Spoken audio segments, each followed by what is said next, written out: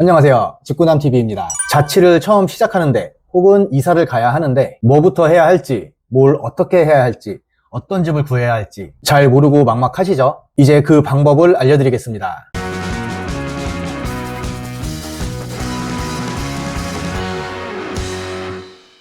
이 영상을 보시기만 해도 자취 10년차 이상의 경험을 습득하실 수 있을 거니까 영상 끝까지 봐주세요. 우선 저는 공인중개사예요. 이래 봬도 부동산을 운영하고 있는 대표예요.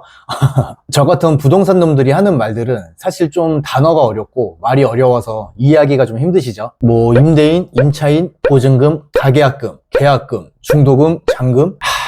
하지만 걱정 마십시오. 다른 어떤 영상들보다 알기 쉽게 풀어서 설명해 드릴 거니까 걱정하지 마세요. 저도 26살, 그러니까 한 12년 정도 됐죠. 12년 전에 원룸 반지하 원룸에서부터 자취를 시작했어요. 그때는 당연히 공인중개사도 아니었고 부동산에 대해서 1도 몰랐었죠. 딱 아무것도 모르던 그때로 돌아가서 그 시선에 맞춰서 알기 쉽게끔 풀어서 설명드리겠습니다. 우선은 자취방 구하는 순서인데요. 이게 상황에 따라 다르긴 하겠지만 크게 보면은 자취방 계획을 짜야 돼요. 얼마짜리 갈 건지, 어느 동네를 갈 건지, 그리고 크기는 어느 정도가 적당한지, 그리고 층수도 중요하겠죠. 뭐 나는 4층은 싫어, 혹은 1층은 싫어 할 수도 있으니까. 그리고 방 개수, 2룸 아니면 3룸 이런 방 개수 등도 정해야 돼요. 우선 계획을 짜는 게 우선이고요. 그 다음에는 손품을 파셔야 됩니다.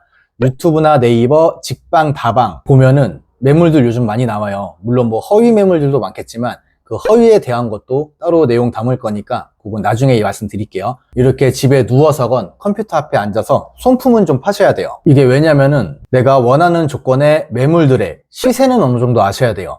시세를 왜 알아야 되냐? 이것도 제가 뒤에서 말씀을 드릴 거예요. 시세를 본인이 아셔야 돼요. 부동산에 전화해서 뭐 난 이런저런 집을 찾는데 시세가 어느 정도 하나요? 뭐 이런 것도 방법일 수도 있는데 그것보다는 본인이 직접 시세를 찾아보고 직접 아셔야 돼요. 이제 손품을 팔았으면 발품도 파셔야겠죠. 부동산에 전화해서 문의를 하시는 거예요. 뭐 이런저런 집 있나요? 아니면 매물을 본 게 있으면은 특정 매물을 봤으면 이 매물 아직 남아 있나요? 이렇게 전화해가지고 부동산에 방문을 하셔야죠. 근데 여기서 또 부동산에서 좋은 말 나오게 하는 방법도 있어요. 그런 대화법도 있어요. 그리고 또 좋은 매물을 끌어내는 방법도 있고요. 이게 부동산을 하시는 분들도 감정이 있는 사람이다 보니까 상대방이 어떻게 하냐에 따라서 대응도 틀려져요. 이 방법도 제가 말씀드릴 거고, 이제 매물도 전화상 알아봤으면은 직접 방문을 해야겠죠. 이제 집을 보실 거예요. 그 과정에서 좋은 집을 구하는 방법도 있습니다. 이게 물이 새는지 아니면 곰팡이가 올라오는지 이런저런 하자가 있을 수도 있겠죠. 그 부분에 대해서도 설명드릴 거고, 그리고 이제 나는 마음에 드는 집을 찾았어 하면 집 계약을 하시겠죠. 근데 계약하는 과정이 조금 복잡하고 까다롭고 번거로워요. 확인할 것도 많고요.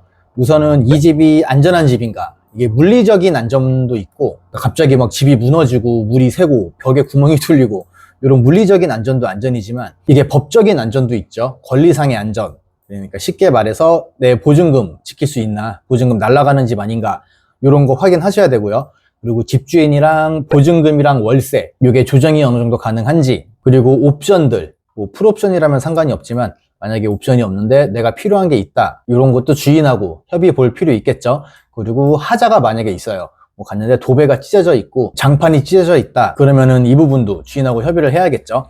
이런 과정에 대해서도 쉽게 알려드릴 거고, 그리고 뭐 요런저런 협의가 다 끝났어, 집도 안전하고 주인도 협조적이어가지고 내가 원하는 조건에 다 맞춰준대, 이러면 이제 바로 본계약을 하던가 아니면 가계약금을 넣겠죠. 근데 대부분은 가계약금을 넣고 며칠 뒤에 본계약을 쓸 거예요. 근데 문제는 이 과정에서도 가계약금을 많이 뜯기시죠. 어떠한 사정이 있건 가계약금 뜯기는 분들 상당히 많으세요. 그러니까 가계약금도 안 뜯기고 지키셔야겠죠. 이런 내용도 볼 거고, 그리고 이제는 공부라고 해요. 공부. 그러니까 서류, 계약서랑 확인설명서, 등본. 이게 이름이 바뀌어가지고 등기사항 전부 증명서라고 하는데 예전에는 등본이라고 불렀어요. 요거랑 건축물 대장, 요런 서류들 확인 잘 하셔야 돼요. 이것도 체크해 드릴 거고, 그리고 이제 계약서상에 특약이라고 있거든요. 또 특약이 들어가야 돼요.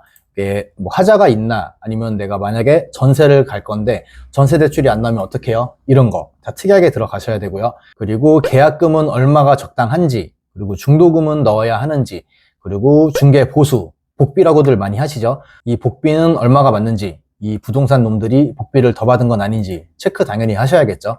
요것도 다 말씀드릴 거고, 이제 계약서를 잘 썼다 하면은 입주를 하시겠죠. 대부분 부동산에선 이걸 잔금일이라고 불러요. 잔금을 친다라고 하는데, 이날 입주, 그러니까 이사를 들어가실 수가 있는 거예요. 입주일에도 중요한 일들이 많습니다. 전입신고 하시고 확정일자 하셔야 되고요. 이런 행정적인 일도 봐드릴 거고, 만약에 내가 가려고 하는 부동산에 뭐 하자가 없었는데 이사 들어오는 날 오늘 들어와서 보니까 보지 못했던, 뭐 예를 들어 장판 구석에 있는 장판 쪽에 찢어져 있다, 도배가 찢어져 있다 하면, 이런 거는 잘못하면 나중에 이사 나오실 때 원상복구를 해야 되니까 내가 훼손시킨 것도 아닌데 내가 훼손을 하고 나와야 되는 경우도 많으세요. 요거 저한테 문의 진짜 많이 와요. 다른 쪽에서 계약을 했는데 이제 이사를 나가려고 해. 근데 내가 들어와 있을 때부터 있던 문제들, 하자들이었는데 주인이 이거 저보고 하라는데 이거 내가 해야 되냐. 이게 증거가 없으면 해야 돼요. 내가 들어올 때부터 이랬다라고 제시할 만한 증거가 없으면은 제가 처리해야 되는 경우가 많습니다. 그러니까 이런 것도 잘 체크하셔야 되고요. 그리고 그 다음에 이제 거주 중에 내가 살고 있는데 하자가 나올 수도 있겠죠. 뭐 보일러가 고장났을 수도 있고, 갑자기 배관이 터져서 물이 셀 수도 있고, 외벽, 벽면에 금이 가가지고 누수가 생길 수도 있죠. 이런 거 발생하면은 처리하는 방법도 알려드릴 거고요. 그리고 이렇게 잘 살다가 이제 언젠가는 나오시겠죠. 지금 매매가 아니고 월세 혹은 전세, 이런 자취방을 찾으시는 분들이 이 영상을 보실 거니까 2년 혹은 4년, 뭐 아니면 그 이전이 될 수도 있고 이후가 될 수도 있고, 그때 퇴거하실 때 이게 또 경우가 두 가지예요. 만기 전 퇴거, 그러니까 계약 기간이 끝나지 않았는데 그 이전에 나오시는 경우가 있고, 그리고 만기 후에 퇴거, 그러니까 계약 기간 꽉 채우고 나오시는 경우도 있고, 이게 제가 어려운 말을 안 쓰기로 했는데 이게 또 묵시적 갱신이라고 있어요. 그러니까 계약 기간은 만기가 됐는데 집주인하고 따로 협의 없이 더 살고 있다가 이제 퇴거를 할 거다, 이런 경우도 있어요. 요것도 제가 설명드릴게요. 그리고 이제 퇴거를 할 거면은 다른 집을 알아보고 다른 집으로 이사를 가야겠죠. 근데 여기서 아까 7번에서 말씀드렸던 만기 전인지 만기 후인지 요것도 봐야 되고요. 그리고 내가 이사 가는 집이 공실인지 아니면 그 집도 사람이 살고 있는지 요것도 상황에 따라 달라요. 왜냐면은 공실이면은 내가 날짜를 아무 때나 정해도 되는데, 만약에 사람이 살고 있으면은 그 상대방 이사일도 신경을 써야겠죠. 그래서 요거에 대한 방법도 알려드릴 거예요. 그럼 이제 자취방을 구하기 이전 계획 짜는 거에서부터 손품 팔고 발품 팔고 계약했고, 그리고 입주해서 잘 살다가 하자가 나왔어. 이러면 하자 처리도 한두 번 해야 될 거고, 그리고 이제 계약 만기 시에 퇴거하고, 그리고 다른 집으로 이사까지 가. 그럼 이제 전 과정이 한 번은 끝난 거죠. 한 바퀴는 돌았죠. 근데 이 중간에 또 문제가 될 수가 있어요. 만약에 집주인이 보증금을 안 준다, 혹은 이 집이 중간에 경매에 넘어갔다, 이런 경우도 있죠. 요거까지 제가 별도로 말씀을 드리겠습니다. 이게 복잡하다고 하면 복잡할 수도 있어요. 왜냐면 아까 말씀드렸다시피 저도 26살 때 이 전 과정을 저도 겪었어요. 제가 반지하 원룸으로 시작해서 그 다음에 지상 원룸, 지상층 원룸, 오피스텔로 이사를 갔고요. 그 다음에 9억 빌라, 투룸 9억 빌라를 갔어요. 그러다가 그 집이 경매에 넘어가서 다른 또 9억 빌라로 한번 이사 갔다가, 그 다음에 이제 수리가 좀 된, 올수리된 빌라, 투룸 빌라로 이사를 갔어요. 현재는 제 자가에서 저희 집에서 잘 살고 있는데, 저도 과거가 있고 저도 이런저런 것 때문에 엄청 스트레스를 많이 받아본 그런 경험이 있어요. 그래서 저도 이 모든 내용을 겪어봐서 상당히 복잡한 건 알고 있어요. 근데 요거 하나하나 보시면은, 하나하나 보면서 내용을 조금 알면은 정말 별거 아니거든요. 그냥 단어, 용어 자체가 어려워서 그렇지 이게 막 고급적인 내용이 있는 건 아니에요. 그냥 단순한 내용이니까 그거 최대한 제가 알기 쉽게 풀어서 설명해 드릴 거고, 정말로 이 영상 몇 회까지 만들어질지 모르겠지만 처음부터 끝까지 보시면은 친구들이나 뭐 주변 지인들이 이사를 간다, 자취방을 구한다 하면은 엔간한 리딩, 엔간한 정보는 알려줄 수 있는 그 정도의 스킬은 생기지 않을까 싶습니다. 제가 아까 왜 10년 이상의 경험을 쌓을 수 있다라고 말씀을 드렸냐면은, 저도 이렇게 자취생으로 10년을 살았거든요. 거기에서 겪었던 그 과정들도 녹아 들어가 있을 거고, 아마 엔간한 자취생들보다는 더 많이 알고 있는 내 자신이 되어 있을 겁니다. 그럼 좋은 정보 놓치지 않을 수 있도록 구독해 두시고요. 그리고 영상 힘들게 만들어갈 예정이니까 좋아요도 한 번씩 눌러주시면 감사합니다. 그럼 다음 영상에서 뵙겠습니다.